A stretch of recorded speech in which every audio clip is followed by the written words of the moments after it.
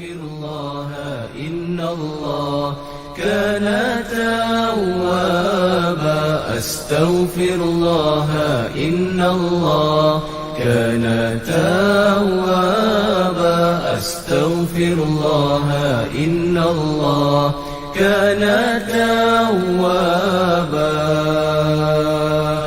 أستغفر الله إن الله كان توابا أستغفر الله إن الله كان توابا أستغفر الله إن الله كان توابا أستغفر الله إن الله كان توابا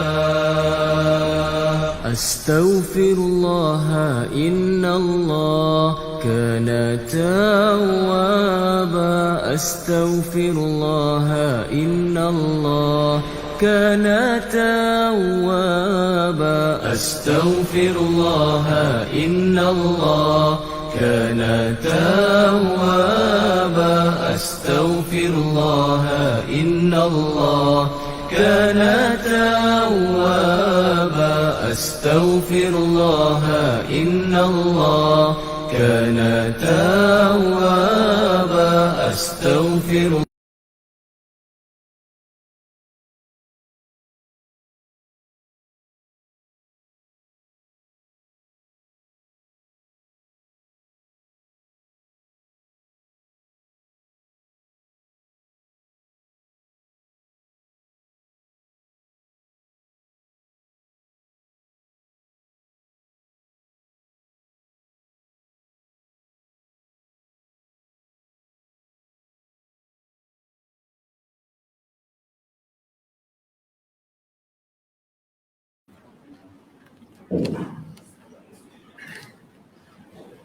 بسم الله الرحمن الرحيم. قال قد أوتيت سؤلك يا موسى ولقد مننا عليك مرة أخرى إذ أوحينا إلى أمك ما يوحى أن اقذفيه في التابوت فاقذفيه في اليم فليلقه اليم بالساحل يأخذه عدو لي وعدو له وألقيت عليك محبة مني ولتصنع على عيني إذ تمشي أختك فتقول هل أدلكم على من يكفله فرجعناك إلى أمك كي تقر عينها ولا تحزن وقتلت نفسا فنجيناك من الغم وفتناك فتونا فلبثت سنين في أهل مدين ثم جئت على قدر يا موسى واصطنعتك لنفسي صدق Allahul Azim. Maksudnya Allah berfirman, sesungguhnya telah diberikan kepadamu apa yang engkau pohonkan itu wahai Musa. Dan demi sesungguhnya kami telah mengurniakan kepadamu berbagai nikmat pada satu masa yang lain sebelum ini. Tak kala kami ilhamkan kepada ibumu dengan memberitahu kepadanya, letakkanlah anakmu di dalam peti. Kemudian lepaskan peti itu ke laut. Maka biarkan laut itu membawanya terdampar ke pantai supaya dipungut oleh musuhku dan musuhnya. Dan aku telah tanamkan dari kemurahanku perasaan kasih sayang orang terhadapmu, dan supaya engkau dibela dan dipelihara dengan pengawasanku. Tak kala saudara perempuanmu pergi mencarimu, lalu berkata kepada orang-orang yang memungutmu, maukah aku tunjukkan kamu kepada orang yang boleh memeliharanya? Maka dengan jalan itu kami mengembalikanmu kepada ibumu, supaya tenang tenteram hatinya, dan supaya ia tidak berduka cita kerana bercerai denganmu. Dan semasa engkau membunuh seorang lelaki, lalu kami selamatkan engkau dari kesusahan pembunuhan itu. Dan kami telah melepaskan engkau berkali-kali dari berbagai-bagai cubaan. Kemudian engkau tinggal dengan selamat beberapa tahun dalam kalangan penduduk negeri Madian. Setelah itu engkau sekarang datang dari sana pada masa yang telah ditentukan, wahai Musa. Dan aku telah memilihmu untuk menjadi Rasulku. Masih lagi berada dalam penafsiran surah Taha, surah yang ke-20. Pada juzuk yang ke-16, pada ayat yang ke-36 sehingga ayat 41. Ayat-ayat yang kita bacakan ini masih lagi kisah Nabi Allah Musa AS yang akan berhadapan dengan Fir'aun dan juga tenteranya. Dakwah yang akan dibawa oleh Musa. Bila mana Allah Ta'ala telah memberikan keyakinan yang teguh kepada Musa, sokongan ketuhanan yang kuat kepada Musa supaya tidak gerung dan gentar bagi menghadapi Fir'aun, bertemu dengannya dan berhadapan dengan kekuatan serta kuasanya. Maka Allah memberikan kepada Musa dengan dua mukjizat yang telah kita ceritakan sebelum ini. Mukjizat tongkat dan cahaya putih daripada tangannya. Kemudian Nabi Allah Musa, sesudah diberikan dua mukjizat yang agung dan hebat itu, dia berdoa kepada Allah dan memohon kepada Allah 8 perkara. 8 perkara yang telah kita nyatakan sebelum ini. Itu Nabi Allah Musa memohon supaya diberikan ketenangan dalam dadanya, kelapangan dalam dadanya, dimudahkan urusannya, difasihkan pertuturan dan perkataannya, dijadikan Harun sebagai pembantu dan penyokongnya, dan dijadikan juga Harun menguatkannya serta terlibat dalam urusan dakwah ini, bukannya Musa berseorangan. Di samping memohon kepada Allah Subhanahu Wa Taala supaya Nabi Allah Musa berterusan bertasbih kepada Allah, sentiasa mengingati Allah. Maka ini 8 permohonan yang sebelum ini telah kita tafsirkan. Permohonan Nabi Musa. Maka Allah menjawab pada ayat yang ke-36 yang kita bacakan pada malam ini. Qal, maka Allah berfirman, qad utita su'laka ya Musa. Sesungguhnya engkau akan diberikan apa yang engkau mohon, wahai Musa. Yakni ke-8 perkara yang engkau hendakkan, kami perkenankan. Dan bagaimana Allah Subhanahu Wa Taala menguatkan lagi keyakinan Musa bahawa Allah akan perkenankan doanya. Apa kata Allah? Walaqad mananna 'alaika marratan ukhra. Bukankah dahulunya kami telah memberi nikmat kepada kamu dengan nikmat yang banyak, walhal kamu tidak memohonnya, kami bagi. Apatah lagi kalau kamu memohon. Supaya manusia semua ingat. Kadang-kadang kita berdoa pada Allah, kita rasa macam Tuhan tak mustajab.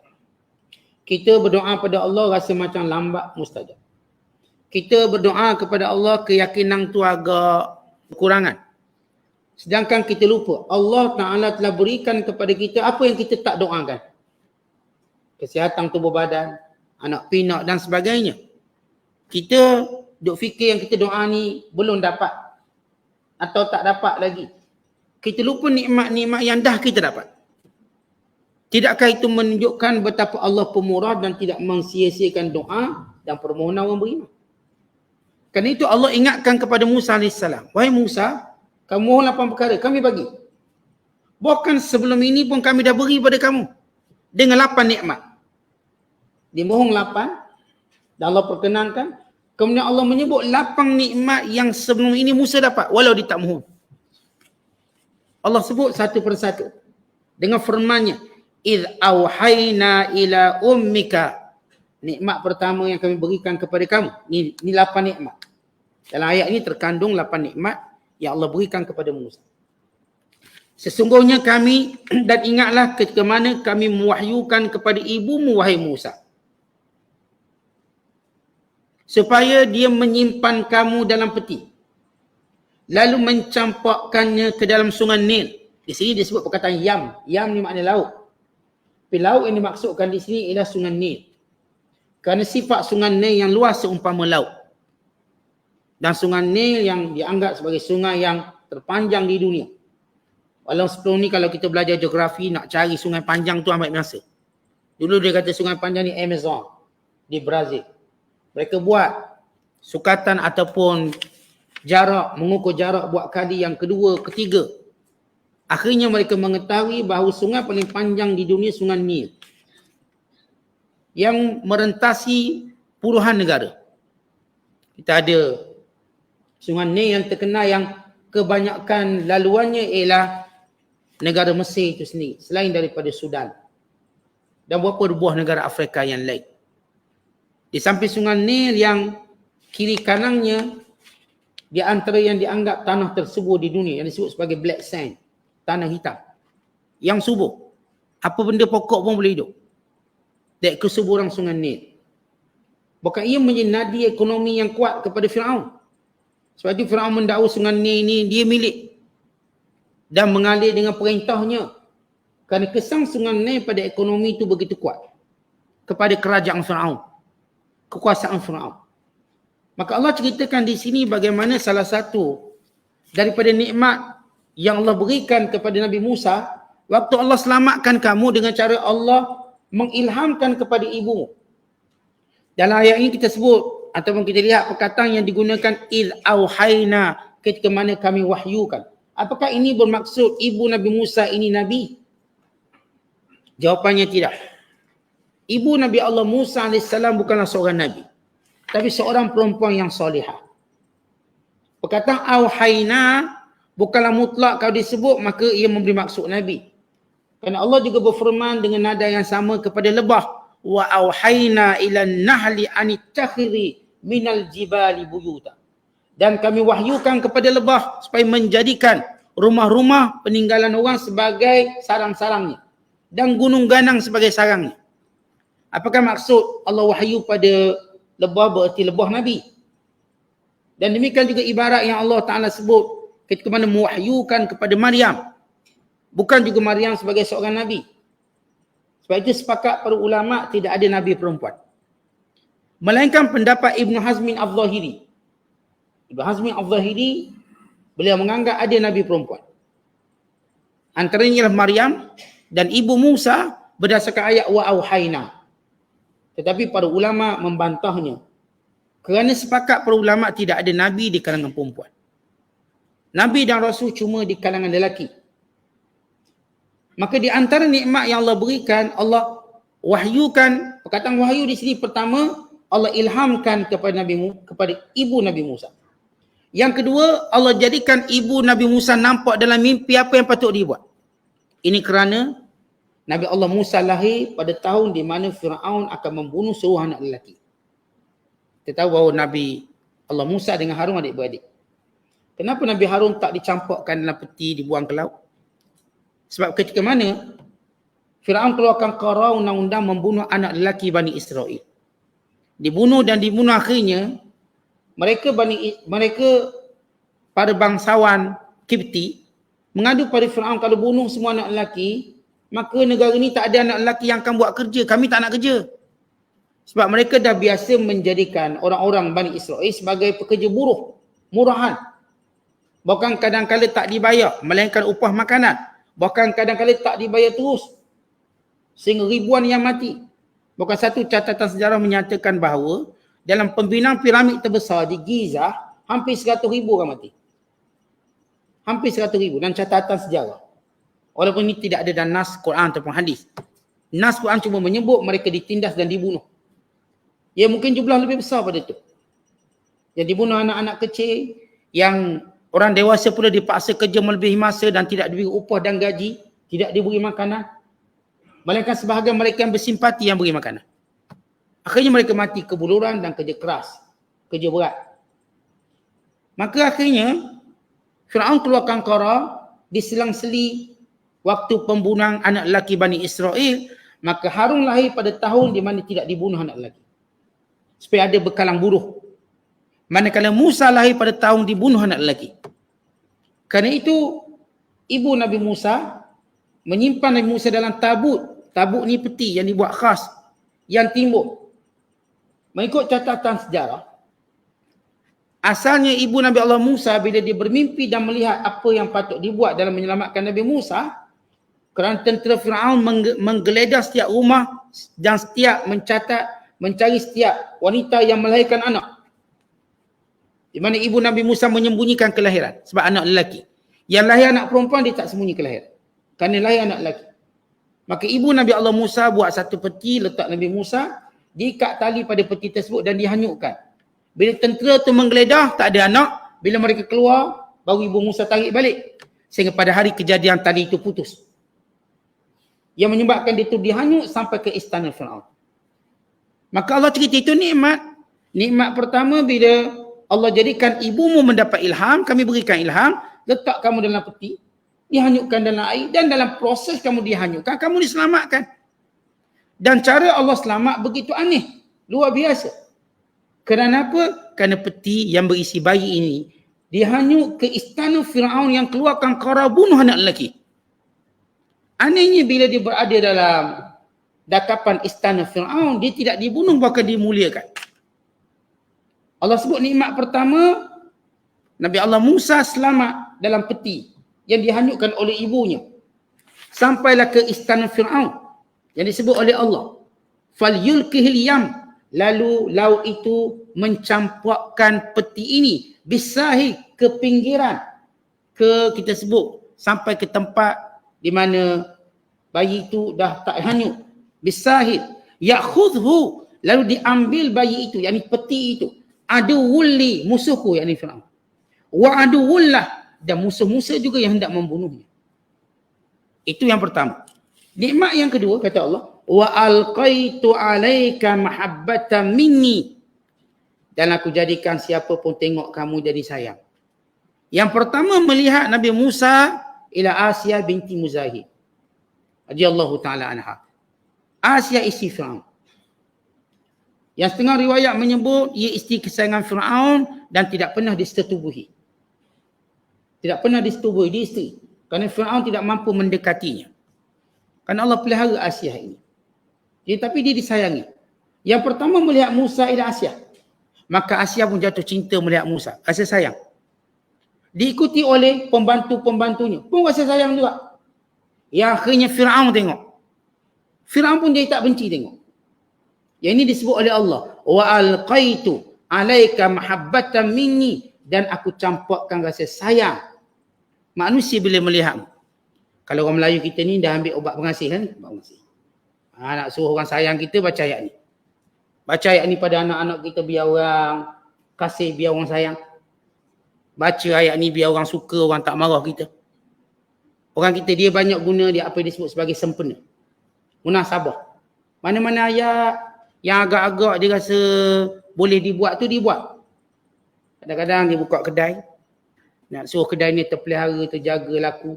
Dia pun baca ayat. Inna nahnu nazzalna dzik wa inna lahu lahafidh. Kamilah yang turunkan Quran, kami akan jaga Quran. Maka dibaca ayat itu sempurna supaya kedai dia pun dijaga macam Quran jaga. Ini kaedah setengah orang kita. Ini bukan ulama aja, orang kita. Dia tengok ayat, ni ayat apa ni? Ni ayat ni suruh sayang ni, dia pun baca ayat tu. Ini tidak ada dalil untuk menyatakan kelebihan fadilat tadi. Habis tak, kalau dibuat dijadi, itu hadiah lah. Tapi dia tak dijadikannya sebagai satu ajaran. Dia mungkin dibuat, dibaca. Saat saya buat ayat ni ramai pula jatuh cinta ke saya. Awak kalau jatuh cinta ramai pun boleh kahwin seorang, buat apa membazir? Dia tak payah baca-baca lah ayat ni. Dah kahwin seorang tu, nak baca banyak apa? Nak baca seorang sayang banyak mana? Dia kelang kabut pula rumah tangga dia. Jadi setengah kita menggunakan ayat sempurna kita panggil. Ada waktu dibenarkan, ada waktu tidak dibenarkan. Namun sepakat ulama, benda tu tak boleh disebut sebagai kelebihan. Maksudnya, apa yang, kalau sekiranya ayat kursi, Rasulullah sebut kelebihan. Rasulullah sebut surah kelebihan Al-Mulk. Rasulullah SAW menyebut kelebihan surah itu, surah ni. Maka yang tidak disebut kelebihan, maka kita tak boleh kata dia ada kelebihan. Melainkan cuma dia pengalaman peribadi kita. Dan dia tidak boleh menjadi dalil. Boleh kalau kita nak jadikan amalan, tapi dia tak jadi dalil. Kalau kita ada amalan kita itu dan ini, saya memang baca ayat ini Ustaz pada anak-anak saya, biar dia tak dibuli di sekolah. Apakah salah? Tak salah. Tapi dia tak jadi dalil. Dia tak boleh, caranya baca ayat ini akan jadi macam ni. Itu tak semestinya. Tak semestinya. Kemudian kata Allah, walitusna'a ala aini. Nikmat yang ketiga, dan aku jadikan kamu sentiasa membesar dalam jagaan aku. Musa AS dia membesar.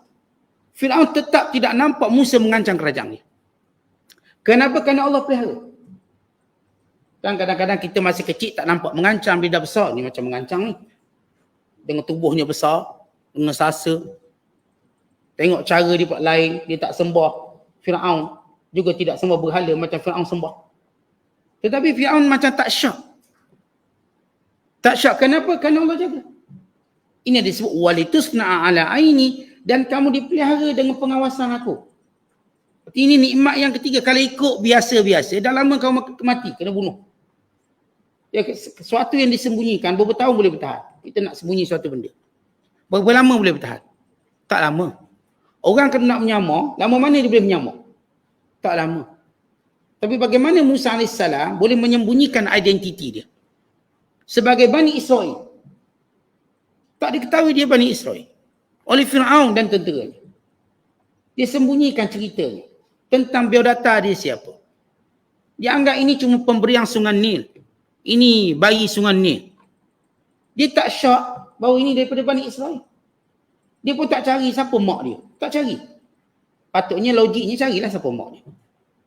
Bukan dia menganggap ini bayi sungai Nil. Tak ada kaitan dengan Bani Israel. Maka ini semua kerana pemeliharaan Allah. Allah bila jaga, maka tidak dikenali untuk satu tempoh yang Allah kehendaki. Panjang. Berbelas tahun.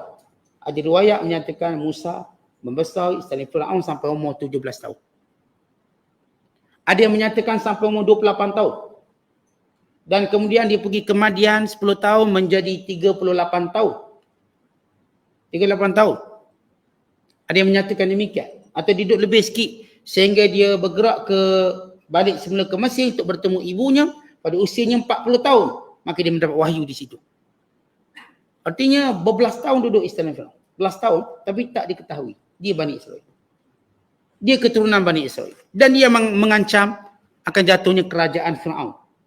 Maka ini disebut walitusna'a ala aini, aku pelihara kamu wahai Musa. Itu nikmat. Yang keempat, istamshi ukhtuka.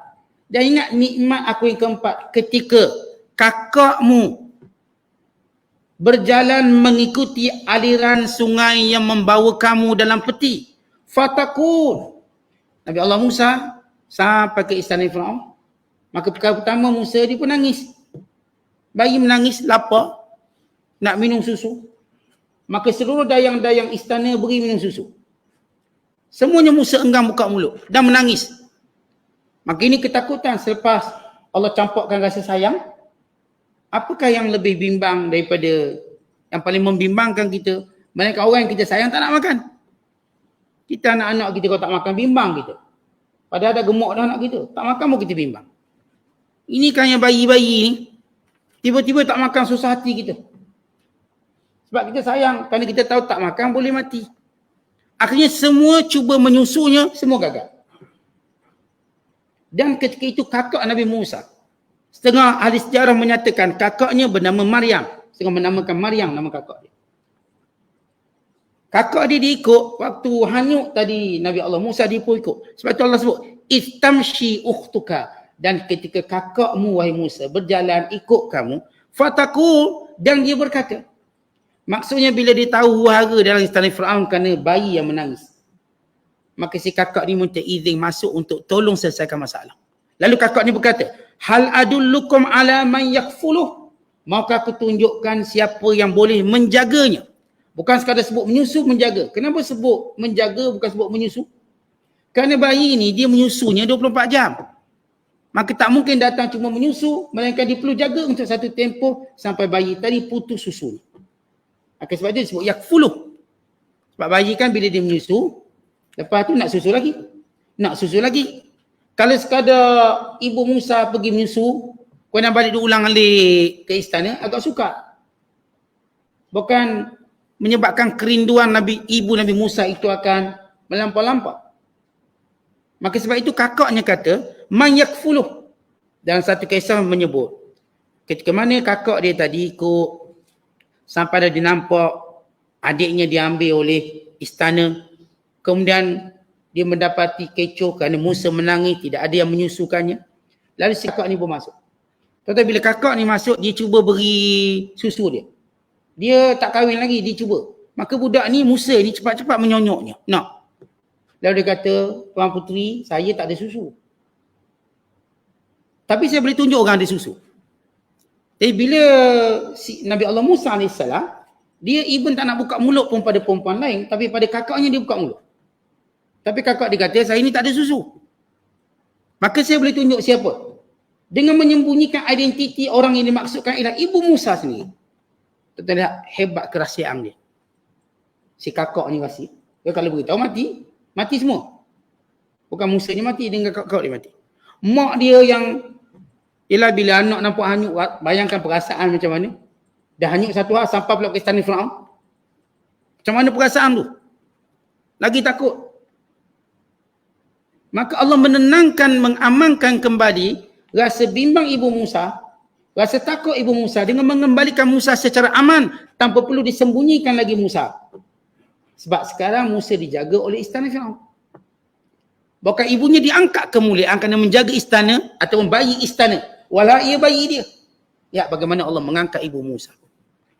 Daripada kebimbangan, ketakutan, keselamatan bayinya, sehingga bayinya diagungkan, dan dia pun tak rasa lagi takut memegang dan menyimpan bayi bernama Musa. Kan dia mengambilnya sebagaimana dia mengambil bayi dari istana. Maka Allah sebut, ini nikmat wahai Musa. Kamu duk minta 8 perkara tu. Aku dah bagi dah 8 perkara sebelum ni. Kamu kena kenal. Kena ingat yang saya sebut pengajaran ayat ini, kita kadang-kadang duk minta macam-macam dengan Allah, lalu kita kadang-kadang rasa lambat, rasa kecewa, rasa macam payah dapat. Kita lupa yang kita dah dapat banyak yang kita tak mohon. Kita dah lupa nikmat-nikmat yang banyak yang kita dapat. Sebab manusia memang perangai dia macam tu. Yang dia dapat, dia tak kenang, dia tak ingat. Yang tak dapat tu lah, dia duk bergolek, nak. Walau yang dia nak, belum tentu baik. Belum tentu. Yang dia nak ni, nak minta jadi kerja tu lah, nak minta naik pangkat lah, belum tentu baik. Zahir akal je dia nampak baik. Tapi yang dia dapat sudah terbukti baik. Dia dilahirkan dalam keluarga yang baik, sekian-sekian nikmat. Sebab itu Allah kata kita kalau hitung nikmat, kita tak boleh hitung banyak.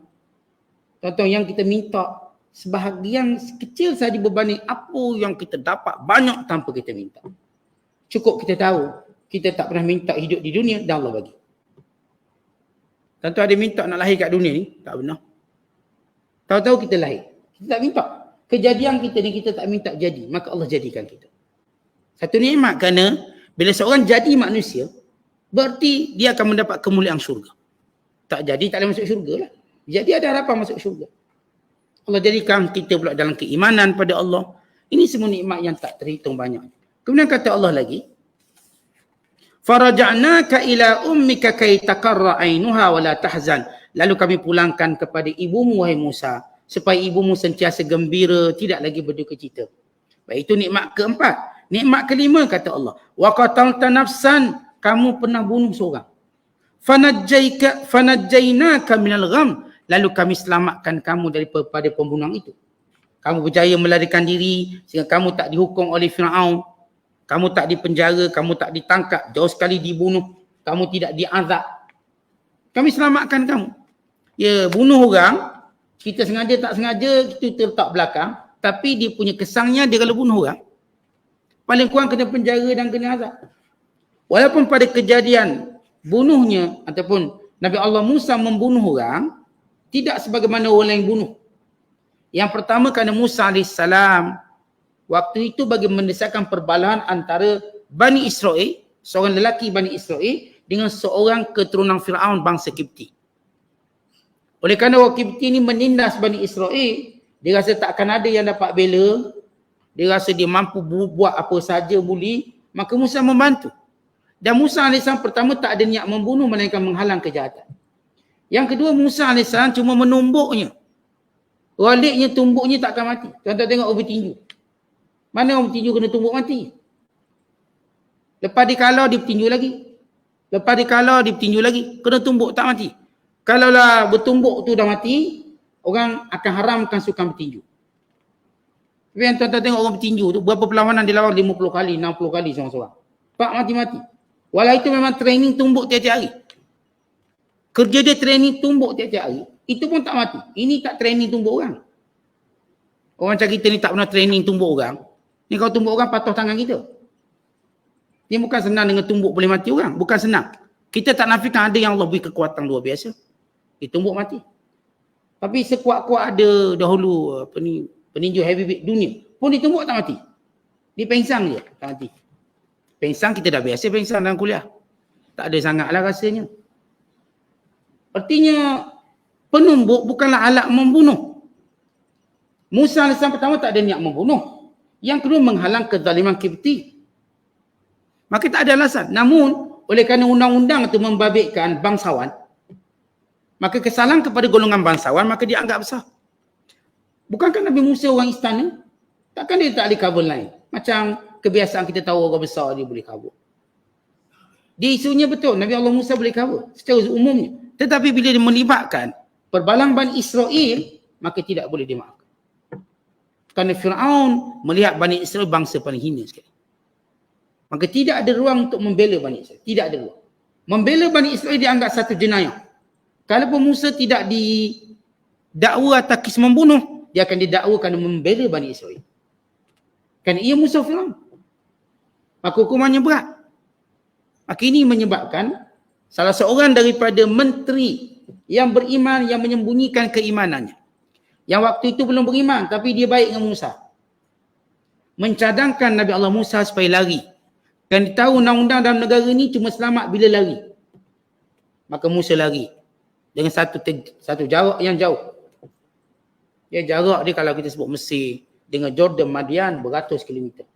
Musa lari. Dengan tempoh yang panjang sehingga Fir'aun tak cari lagi. Kan Musa dia tak lari di bandar.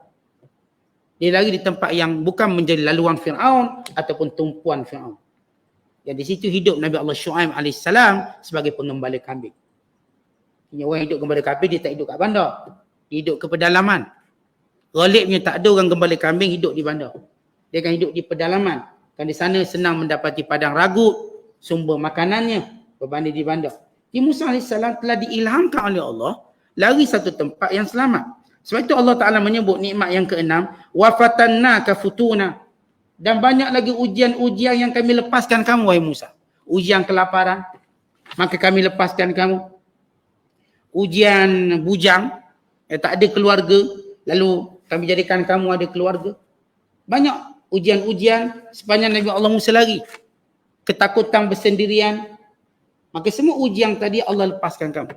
Dan yang ketujuh kata Allah, falabista sinin fi ahli Madian. Kamu menetap di negara Madian dalam tempoh yang panjang sehingga kamu berkahwin. Beranak pinak. Artinya dapat anak melalui isteri kamu. Setengah ulama atau setengah pengkaji sejarah menyatakan bahawa isterinya bernama Safura. Bukan Safura Holding. Safura atau Safura. Ini nama isteri kepada Nabi Allah Musa AS. Dia kahwin dan dia memperoleh anak. Yang kita dah cerita semalam ataupun 2 hari lepas, bagaimana ketika mana dia nak perjalanan, isterinya beranak lagi. Pada malam yang sejuk, yang mendorong Nabi Musa mencari sumber api untuk memanaskan. Untuk memanaskan waktu yang sejuk tadi pada isteri dan keluarganya. Maka Allah kata antara nikmat, kamu tinggal bersama dengan Nabi Allah Shu'aib. Tempoh yang panjang. Yang kita sebut setengah ulama kata tempohnya 10 tahun. Ada yang mengatakan lebih. 10 tahun merujuk kepada tempoh bayi mas kahwin. Ada menyatakan bahawa Nabi Allah Musa AS hidup selama 28 tahun. Ini Quran tak sebut sebab ia bukan isu penting duduk beberapa tahun. Tetapi Nabi Allah Musa AS telah diselamatkan oleh Allah berada dalam satu negeri yang mana dia dah rasa aman. Sehingga Allah kata, "Tsumma ji'ta ala qadari ya Musa." Kemudian kamu berada dalam kemuliaan untuk kami bertutur, bercakap dengan kamu. Artinya kamu hidup aman di Madian dan sehingga kami pilih kamu jadi rasul. Sehingga kami pilih kamu untuk bercakap dengan kami. Dan nikmat yang ke-8, wastana'tuka li nafsi. Ai ikhtartuka bi risalati wa bi kalami, dan kami pilih kamu menjadi rasul untuk membawa hujah dan keterangan kami dan menyampaikan ajaran kami dan hidayah serta petunjuk serta syariat yang sempurna kepada manusia. Artinya Allah menyebut 8 nikmat. Kamu mohon 8 wahai Musa, kami dah sedia memberi kepada kamu 8. Dengan kami ilhamkan kepada ibu kamu untuk menyelamatkan kamu daripada kejahatan Fir'aun. Kami jadikan siapa pun memandangmu menjadi kasih dan sayang. Dan kami pelihara kamu sehingga kamu membesar di istana Fir'aun. Dan kami kembalikan kamu pada ibu kamu untuk disusukan. Supaya ibu kamu tak sedih dan sentiasa gembira. Dan kamu telah membunuh orang. Kami selamatkan kamu daripada hukuman bunuh. Dan kami telah menguji kamu dengan banyak ujian. Dan kami melepaskan kamu. Dan kamu tinggal di negeri Madian untuk satu tempoh yang panjang. Kemudian kami jadikan kamu rasul. Maka ini yang Allah Ta'ala sebut nikmat-nikmat yang banyak untuk memberitahu kepada Nabi Allah Musa AS dan meyakinkan kepada Nabi Allah Musa AS bahawa doa kamu itu dimustajab. Bukan sekadar kerana kamu memohon, kerana kami yang pemurah. Bukan kerana kamu mustajab doa sebab memohon, tetapi kerana Allah itu pemurah. Kalau kita tengok dalam kehidupan kita, apakah yang kita dapat ni kerana kita pohon? Ya, sebahagian kita pohon. Tapi sebenar hakikat, kerana Allah pemurah sebab itu Allah beri pada kita. Bukan kerana kita minta tu minta ni. Kita tak banyak kita tahu apa yang patut kita minta. Tentu waktu kita kecil, kita minta apa? Waktu tuan-tuan umur 2 tahun, 3 tahun, minta apa? Tak minta apa-apa. Tapi Allah bagi. Allah pelihara. Allah jaga tubuh badan. Sampai kita membesar. Bila besar, waktu kita mula ada kehendak dan nafsu syahwat, mula kita mula meminta itu dan ini. Lalu kita mengeluh kerana tak dapat itu dan ini. Walau kita ni daripada kecil membesar, segala kurnia Allah bagi. Segalanya Allah bagi. Sampailah kita umur 40-an, 50-an. Tiba-tiba hari ni, sehari dua ni kita pun mengeluh. Saya mohon ni tak dapat, saya minta tak dapat. Apakah Allah tak dengar saya cakap? Apakah Allah tak sayang pada saya? Apakah kita duk tanya? Maka kita lupa pada nikmat yang banyak. Sebab itu tuan-tuan, untuk kita mengetahui betapa Allah Maha Pengkabul doa. Maha menerima doa dan permohonan, lihatlah nikmat-nikmat yang banyak yang ada pada diri kita. Bila Allah menyebut walaqad mananna, perkataan mananna maknanya Allah Taala kata kami kan dah beri banyak pada kamu. Supaya waktu kita berdoa untuk jadikan doa itu mustajab, ingat balik, ya Allah engkau dah beri banyak pada aku malu memohon padamu. Tapi kerana doa inilah satu ibadat maka aku memohon. Kerana engkau Tuhan yang Maha Kaya maka aku mohon. Sebab itu kita jangan memohon dalam keadaan kita wasangka buruk pada Allah. Jangan memohon dalam keadaan kita rasa Tuhan tak mustajab doa kita. Jangan memohon dalam keadaan kita rasa Allah kedekut tak nak bagi pada kita. Kerana Allah ternyata pemurah dengan apa yang diberikan kepada kita. Maka Allah Ta'ala menyebut nikmat ini supaya Nabi Musa AS tidak teragak-agak untuk dia menghadap dan bertemu dengan Fir'aun bersama dengan Nabi Musa. Jangan teragak lagi. Kenapa? Kami dah beri sesuatu yang menguatkan kamu, iaitu dengan mukjizat. Dan kami juga telah memberi kepada kamu doa yang kamu nak sebagai bekalan menghadapi Fir'aun. Dan kami juga sebelum ini telah memberi nikmat yang banyak sehingga kamu terselamat daripada Fir'aun. Kalau kamu sebelum Rasul terselamat dari Fir'aun, apatah lagi sesudah jadi Rasul kamu selamat. Sebelum kamu jadi Rasul, kami dah selamatkan kamu daripada kejahatan Fir'aun. Sebab Fir'aun tak boleh bunuh kamu. Dan kamu membesar dalam istananya. Apatah lagi kamu dah jadi Rasul. Dan kamu membawa perintah aku. Membawa perintah Allah. Lagilah Allah selamatkan kamu. Lepas itu tuan-tuan sekian bila kita belajar dalam hidup kita. Bila kita buat, kita selama ni Allah dah jaga, dah pelihara kita.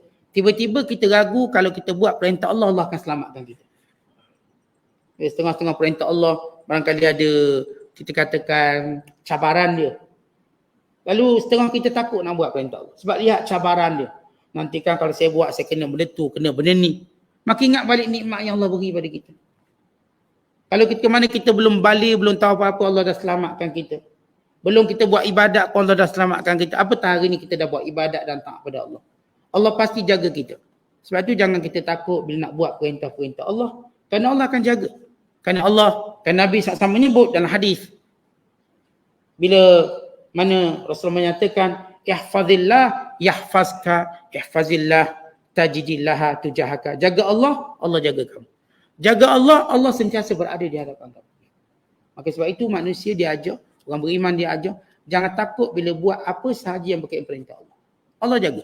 Jangan takut rugi, jangan takut mati, jangan takut luka, parah itu dan ini. Jangan takut, Allah pelihara, Allah jaga. Sebagaimana Allah pelihara hamba-hamba yang soleh. Wallahu a'lam. Assalamualaikum.